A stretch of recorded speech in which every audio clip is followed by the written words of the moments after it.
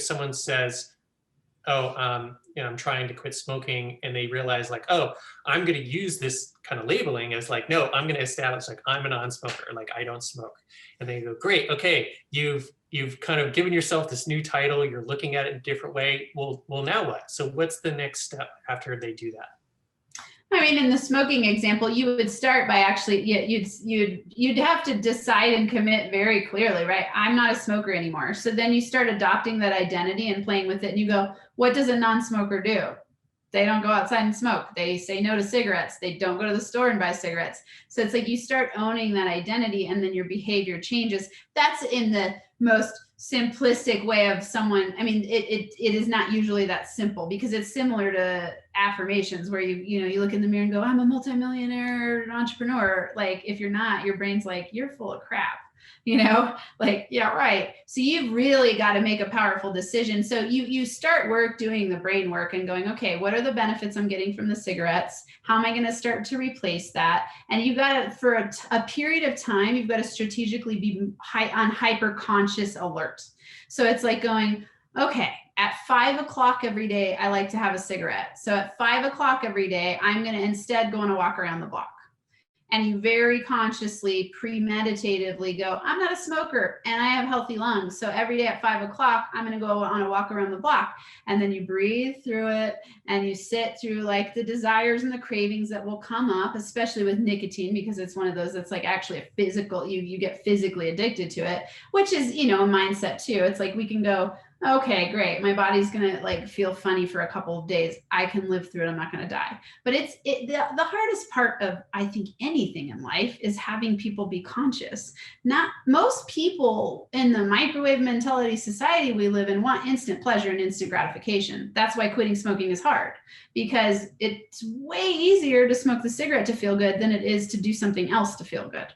Right? Until you shift in the direction of realizing like, oh, I actually don't like to smell bad. I don't like it when my lungs hurt. I don't like thinking about getting cancer in the future. I don't like it when other people are looking at me like I shouldn't be doing that. Like, you start to stack all those and you go like, what decision do I want to consciously make? And most people, we struggle with this as humans. It's to be a consciousness self-master person is how to be successful, but not everyone wants to take that on. So if you're, people who are listening or watching, if that is something you want to take on, then start to do what it takes to become a master of yourself. And masters in themselves, I don't know if it was Brian Tracy or which, big player in the personal growth and development industry. It might have been Tony Robbins that said like, success leaves clues, right?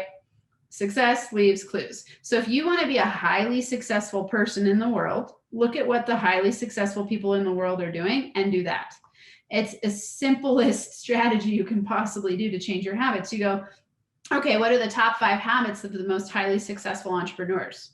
Follow that. That's why, I have max potential habits, and I have people give their top 3 max potential habits, because they're successful people doing great things in the world, and you want to follow success. So if you are in a space where you're feeling stuck and you feel like, God, I'm saying one thing, I'm doing another, I'm not getting the results I want, you've got to look within, and you've got to make the decision and the commitment to start to shift in new directions, and just do it 1 degree at a time.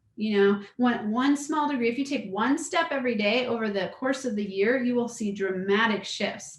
That's another thing, that people tend to take on too much change at once, and then it's overwhelming. It's why most people set goals at the beginning of the year that they never follow through on. By the end of February, they don't even remember the goals they set at the beginning of January, because they do 50 goals and they're so incredibly stretched from where they are now that they are setting themselves up for failure immediately. So I always tell people to go, okay, let's look at 3 overarching goals for the year. And let's first look at who do you need to be in order to accomplish those? And then what's the system that's going to get you there? It's not just like some lofty, like, oh, I want to build $1 million business this year and have no plan, no strategy, no belief. That it clearly isn't going to work well. But we get a high. We actually get a high from setting goals and getting ourselves all excited and then not taking action. So, when you're in alignment, you're aligned with your thoughts, decisions, and actions. Right? It's like you decide, you commit, you take action in a direction, and then the universe shows you the way.